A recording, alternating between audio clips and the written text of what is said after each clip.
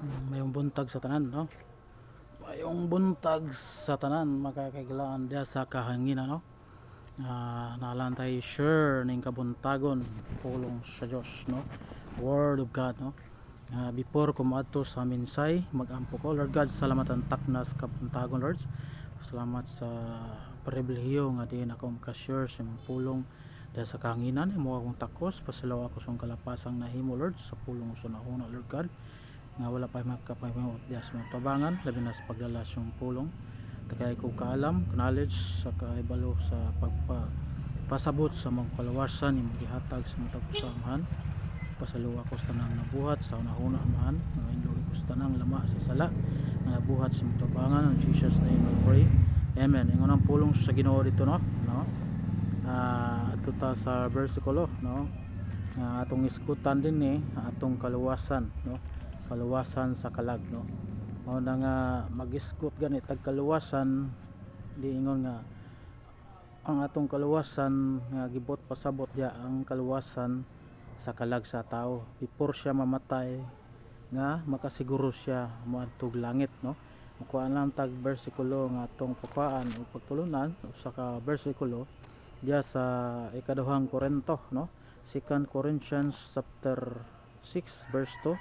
Ingon ang pulong sa Ginoo, no, usa ka bersikulo nga atong pagtulunan ni kabuntagon. Ingon ang pulong sa Dios. The Bible says, "Praise it, I have heard thee, in the time accepted, and the day of salvation have I succored thee. Behold, now is the accepted time. Behold, now is the day of salvation." Muna nga anong gitimahan, anong gitaitulan ang mensahe ning kabuntagon, maigsoon da mahigala.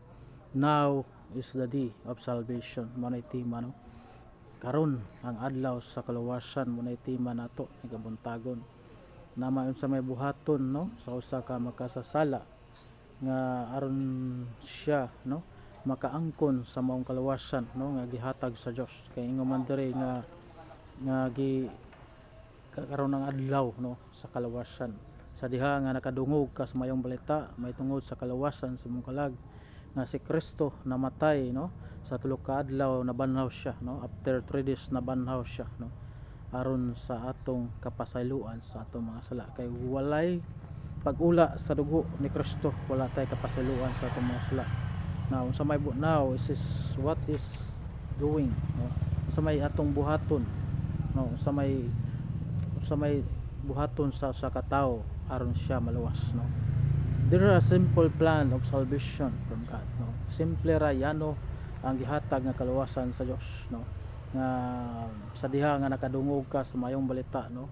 Kay behold, no, karon nga time, no, ingon ang pulong sa Ginoo nga, no, and time accepted and the day of salvation have as cordy behold now is the accepted time, no.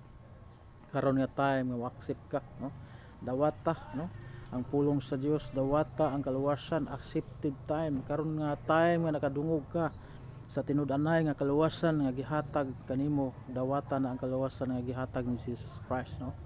Kay napakamatay naman si Kristo 2024 na ang minlabay, no, nga gihatag nga kaluwasan karon, no, nimong dawaton ang kaluwasan, no.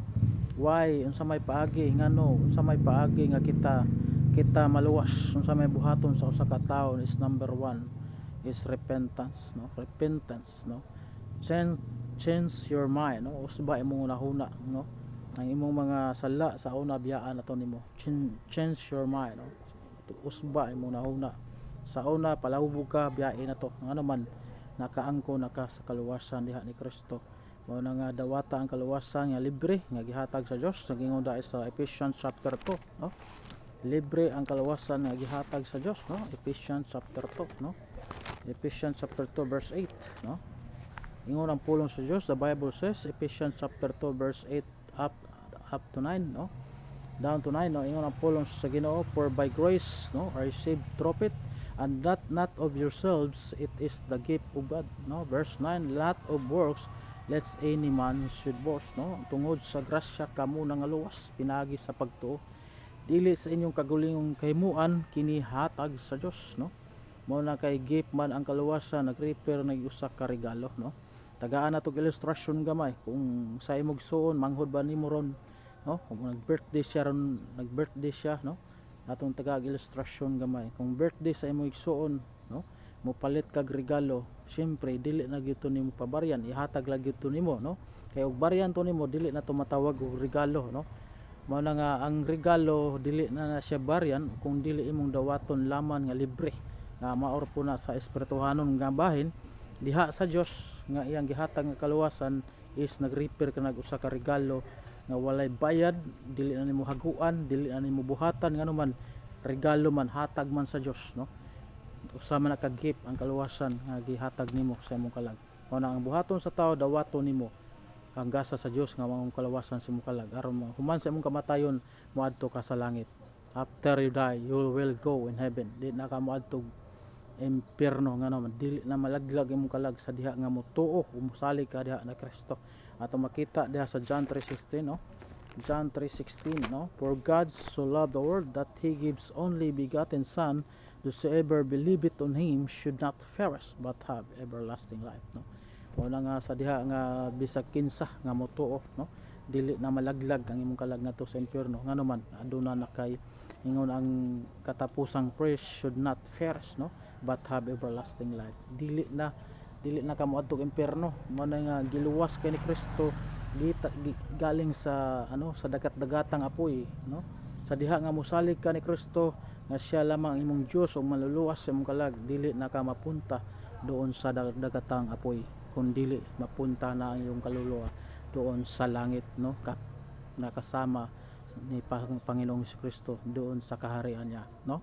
Manang ning kabuntagon, no, ikaw mga higala nakadungog sa mayong balita minungod sa kalawasan sa kalag, there are simple plan salvation from God, dawata ang yano nga kalawasan, dili na ka magbuhat pa, no, kay ang good works cannot save you, no.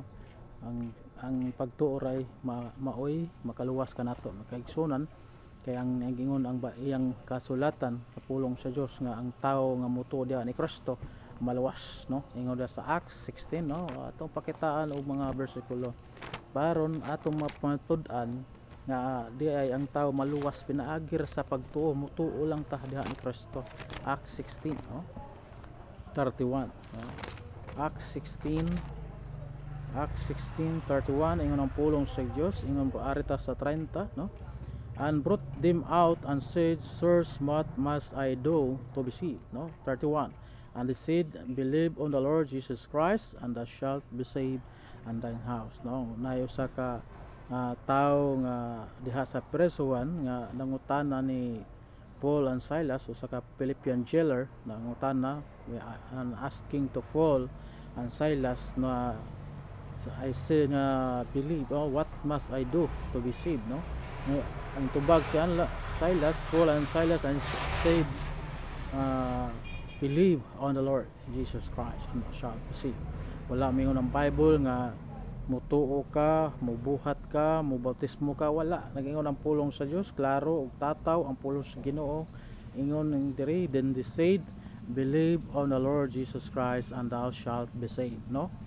Klaro ang pulong sa Ginoo pero gituis kini sa mga tao nga magialamon, no. Ilang giapilan og buhat, giapilan nila bautismo, giapilan nila ang pag-anib sa iglesia aron sila maluwas. Pero wala magsulti ang Biblia niana. Ang kamatuoran is mutuo lang diha ni Kristo nga iyang Dios ug maluwas siyang kalag, maluwas siya. Dawata siya karon, no, ipaubos sa imong kagalingon dili pauwahi ang tanan, no. Karon makasiguro ka moadtog langit 100%, no. Kay ang pulong sa Ginoo atong gipamatud-an diha kaninyong kagilaan nga ang tao diha ay maluwas samtang buhi pa, no. Mga nagingon diha sa ikaduhang Korinto nga karon ang adlaw sa kalawasan sa diha nakadungog sa mayong balita may tungod sa kalawasan sa mukalag karon sa diha nakadungog naka sa maong balita diha ni Kristo na si Kristo namatay gilubong after 3 days na banhaw siya para makabaton tag kalawasan aron makabaton tag kapasayloan sa atong mga sala aron makaadto tag langit. Wala dawata ang kamatuoran, pasudla ang pulong sa Dios sa imong kasing-kasing aron makaangkon ka sa kamatuoran diha sa kaluwasan sa imong kalag. mga kaigsunan. I hope ko nga aduna kamoy mga kuha nga mapagtulunan ni kamuntagon. Magampo ta Lord God, salamat sa iyong pulong, pasaluwag sa iyong kalapasang nahimo Lord, ibalik kong dungog himaya simtilan, in Jesus name I pray, amen.